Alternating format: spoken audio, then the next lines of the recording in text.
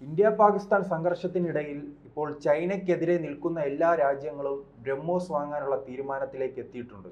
അത് ചൈനയ്ക്ക് വലിയ പ്രതിസന്ധിയായിരിക്കുമോ ഉണ്ടാക്കുക? തീർച്ചയായിട്ടും ചൈനയ്ക്ക് അതൊരു വെല്ലുവിളി തന്നെയാണ്. കാരണം ഈ ബ്രഹ്മോസിൻ്റെ പ്രത്യേകത അതാണ്. ഒരു ക്രൂയിസ് മിസൈലാണെന്ന് നമുക്കറിയാം.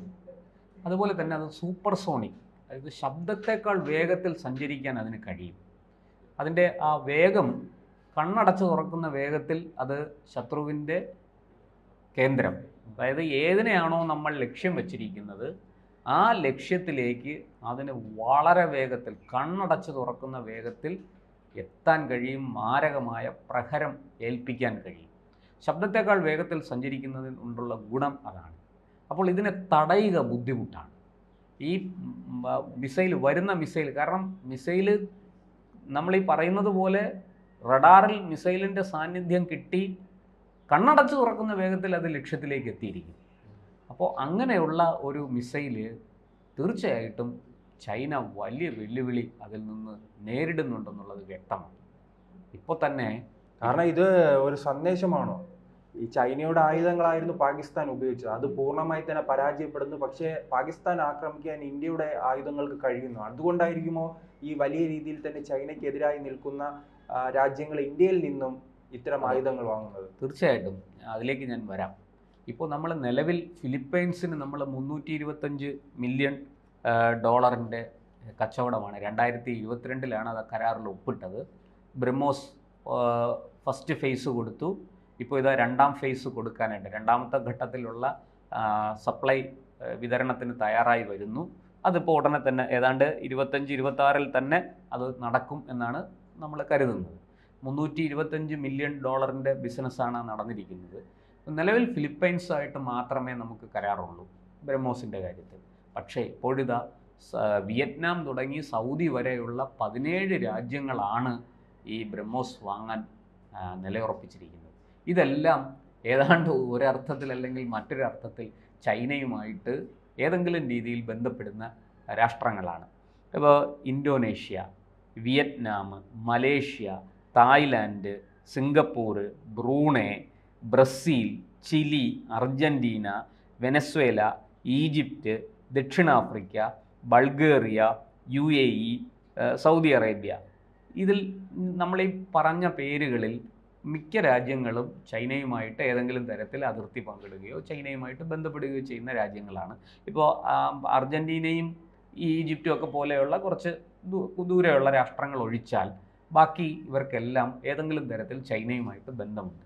അപ്പോൾ ചൈനയിൽ നിന്ന് ഇവരൊക്കെ വലിയ വെല്ലുവിളി നേരിടുന്നുണ്ട്. നമുക്കറിയാം, ഈ തായ്ലാൻഡ്, അതുപോലെ തന്നെ സിംഗപ്പൂർ, അതുപോലെ മലേഷ്യ, ഇവിടെയൊക്കെ ചൈനയ്ക്ക് കണ്ണുണ്ട്, ചൈനയ്ക്ക് ബിസിനസ്സുകളുമുണ്ട്. അപ്പോൾ ഇവിടെ എല്ലാം ചൈന പലതരത്തിലുള്ള സമ്മർദ്ദങ്ങളും മറ്റും ചെലുത്തും. ഇവരൊക്കെ ചെറിയ രാജ്യങ്ങളാണ്. ഈ ചെറിയ രാജ്യം, ഇപ്പോൾ തായ്ലാൻഡിൻ്റെ കാര്യം നമുക്കറിയാം. അവിടെ വലിയ രീതിയിൽ അമേരിക്കൻ, ബ്രിട്ടീഷ് കമ്പനികൾ അവിടെ ഇൻവെസ്റ്റ് ചെയ്തിട്ടുണ്ട്. അവിടെ ചൈനീസ് ഭാഷയാണ് അവർ സംസാരിക്കുന്നത്. ചൈന പറയുന്നത് ഈ തായ്ലാൻഡ് ഞങ്ങളുടെ ഭാഗമാണ്, ഞങ്ങളുടെ ഒരു പ്രവിശ്യ പോലെയാണ്, അവിഭാജ്യ ഘടകമാണ് എന്നൊക്കെയാണ്. ഇപ്പോൾ ടിബറ്റിൻ്റെ പുറത്ത് ചൈന അവകാശവാദം ഉന്നയിച്ചത് നമുക്കറിയാം. ടിബറ്റിന് ചൈനയുടെ ഭാഗം, വാസ്തവത്തിൽ ടിബറ്റ് ചൈനയുടെ ഭാഗമായിരുന്നു. നമ്മൾ ചരിത്രം പരിശോധിച്ചാൽ അല്ല, അതിന് വ്യക്തമായ തെളിവുകളുണ്ട്. ഞാനിപ്പോൾ അതിലേക്ക് പോകുന്നില്ല.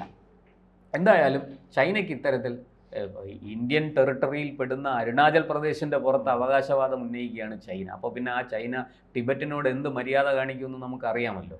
അല്ലെങ്കിൽ സിംഗപ്പൂരിനോടും മലേഷ്യയോടും ഒക്കെ എത്ര അനുഭാവപൂർണ്ണം പെരുമാറും എന്ന് നമുക്കറിയാം. തായ്ലാൻഡിൻ്റെ പുറത്ത് ചൈന ചെലുത്തിക്കൊണ്ടിരിക്കുന്ന സമ്മർദ്ദം എത്ര വലുതാണ്. എത്ര തവണ അവിടെ പട്ടാള നീക്കം നടന്നു. ഈ പറയുന്ന അമേരിക്കയും ബ്രിട്ടനും ഒക്കെ വലിയ തോതിൽ അത് പ്രതിരോധിച്ചതുകൊണ്ടും ഭീഷണിപ്പെടുത്തിയതുകൊണ്ടും സമ്മർദ്ദം ചെലുത്തിയതുകൊണ്ടും ഒക്കെയാണ് ചൈന പിൻവാങ്ങിയത്. ഇല്ലെങ്കിൽ ചൈനയുടെ ഭാഗത്ത് നിന്ന് ഇതിനെതിരെ വിമർശനങ്ങൾ ഉയരേണ്ട സാധ്യത ഉണ്ടല്ലോ. തീർച്ചയായിട്ടും ചൈനയ്ക്ക് തായ്വാനെല്ലാം അവർക്കെതിരെ നേരിട്ട് തായ്ലാൻഡും ചൈനയും ഒരു തുറന്ന യുദ്ധത്തിലേക്ക് എപ്പോൾ വേണമെങ്കിലും പോകാം എന്നുള്ളൊരു സാഹചര്യമുണ്ട്. അപ്പോൾ അതുകൊണ്ട് തന്നെ ചൈന ഈ ബ്രഹ്മോസ് പോലെയുള്ള മിസൈലുകൾ ഇന്ത്യയിൽ നിന്ന് അവർ വാങ്ങുന്നത്, അതിന് പല തലങ്ങളുണ്ട്. ഒന്ന്, ഈ സൈനികമായിട്ട് ചൈനയ്ക്ക് ഇതൊരു വെല്ലുവിളിയാണ്. 2, സാമ്പത്തികമായിട്ട് ഇന്ത്യ ആയുധ കയറ്റുമതിയിൽ ചൈനയെ മറികടക്കും എന്നുള്ളതും അതും ഒരു വലിയ വെല്ലുവിളിയാണ് ചൈനയ്ക്ക്. അത് നമ്മുടെ ആയുധം അവരുടെ കയ്യിൽ എത്തുന്നു, എൻ്റെ അയൽവക്കത്തുള്ള രാജ്യങ്ങളുടെ കയ്യിൽ എത്തുന്നു എന്നുള്ളത് മാത്രമല്ല ചൈനയെ അലോസരപ്പെടുത്തുന്നത്. സാമ്പത്തികമായിട്ടും ഇന്ത്യ വലിയ കുതിപ്പ്, ഇന്ത്യയുടെ GDP അടക്കം ഇപ്പോൾ തന്നെ നമുക്കറിയാം, ലക്നൌവിൽ പുതിയ ബ്രഹ്മോസ് മിസൈൽ നിർമ്മാണ യൂണിറ്റ് നമ്മൾ സ്ഥാപിച്ചു, അതിൻ്റെ തറക്കല്ലിട്ടു. അതിപ്പോൾ വളരെ പെട്ടെന്ന് തന്നെ അത് കമ്മീഷൻ ചെയ്യും. കമ്മീഷൻ ചെയ്തു കഴിഞ്ഞാൽ ഈ പറയുന്നത് പോലെ ഒരു വർഷം ഏതാണ്ട് 90 മിസൈലുകൾ ഒറ്റയടിക്ക് ഉണ്ടാക്കിയെടുക്കാൻ സാധിക്കുമെന്നൊക്കെയാണ് പ്രാഥമികമായിട്ട് പുറത്തു വരുന്ന വിവരം. അപ്പോൾ ഇത് ഈ മറ്റ് രാജ്യങ്ങൾ ഇത്തരം മിസൈലുകൾ കൂടുതൽ വാങ്ങാൻ തുടങ്ങിയാൽ അത് ഇന്ത്യക്ക് വലിയ സാമ്പത്തിക നേട്ടം കൊണ്ടുവരും. അതും ചൈന ഇഷ്ടപ്പെടുന്നില്ല. ഇത് ചൈന മാത്രമല്ല, അമേരിക്കയും അത് ഇഷ്ടപ്പെടുന്നില്ല.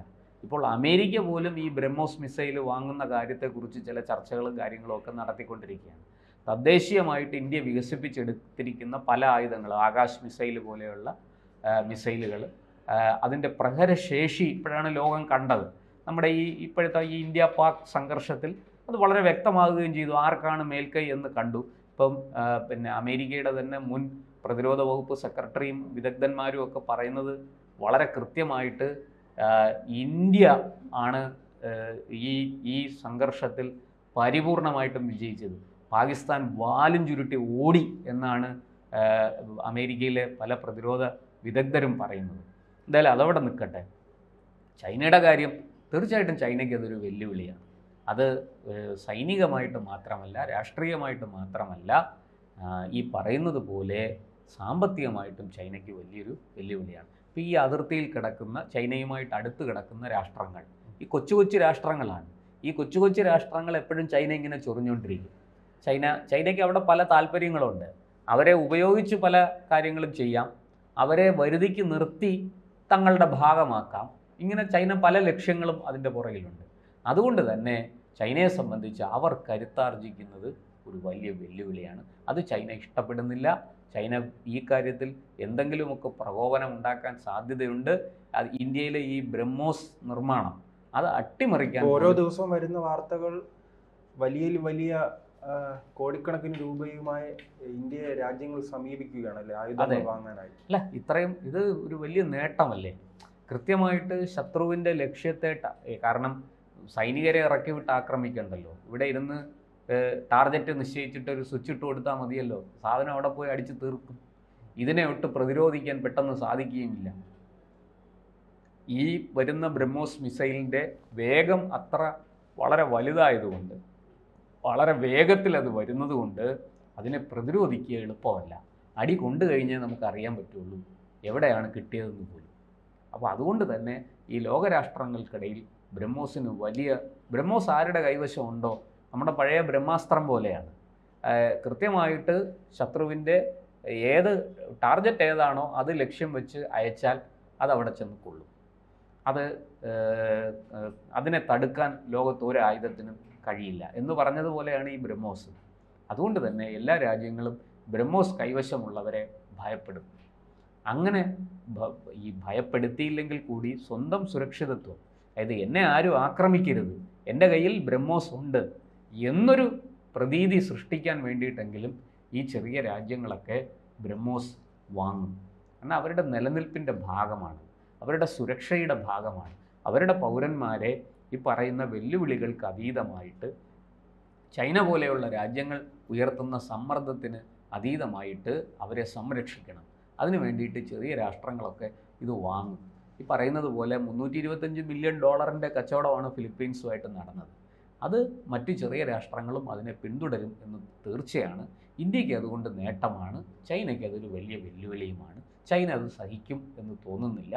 ഞാൻ നേരത്തെ പറഞ്ഞു വന്നതുപോലെ നമ്മുടെ ഈ ബ്രഹ്മോസ് നിർമ്മാണം അട്ടിമറിക്കാൻ ചൈന എന്ത് വിലയും കൊടുക്കും, അതിനു വേണ്ടിയിട്ട് എന്ത് കുത്തിത്തിരിപ്പും ഉണ്ടാക്കും. നമ്മുടെ രാജ്യത്ത് അന്തഛിദ്രം ഉണ്ടാക്കാനും നമ്മളെ സമ്മർദ്ദത്തിലാക്കാനും നമ്മളെ പ്രതിരോധത്തിലാക്കാനും ചെയ്യാവുന്നതെല്ലാം ചൈന ചെയ്യും. പക്ഷേ ഇന്ന് പഴയ ഇന്ത്യ അല്ല പുതിയ ഇന്ത്യ. നമ്മുടെ വിദേശകാര്യമന്ത്രി പറഞ്ഞതുപോലെ പഴയ ഇന്ത്യ അല്ല. അതുകൊണ്ട് ഏത് വെല്ലുവിളിയെ നേരിടാനുള്ള കരുത്ത് നമുക്കുണ്ട്. നമ്മളതുമായിട്ട് മുന്നോട്ട് പോകും. ഈ പറഞ്ഞതുപോലെ 17 രാജ്യങ്ങൾ എന്നാണ് ഇനി കരാറിൽ ഒപ്പിടുന്നത് എന്നുള്ളതാണ് ഇപ്പോൾ ഉയരുന്ന ചോദ്യം.